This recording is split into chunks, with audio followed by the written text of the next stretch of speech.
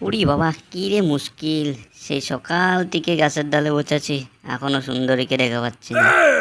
আসবে কি না বলতেই পারছি না। কি ভগবানের দয়া, কি আমার ভাগ্য! নাম নিতে না নিতে সুন্দরী হাজির।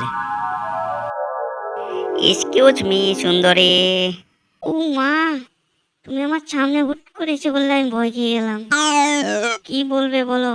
আমার সময় নেই, আমার তাড়াতাড়ি যেতে হবে, আমার দেরি হয়ে যাচ্ছে।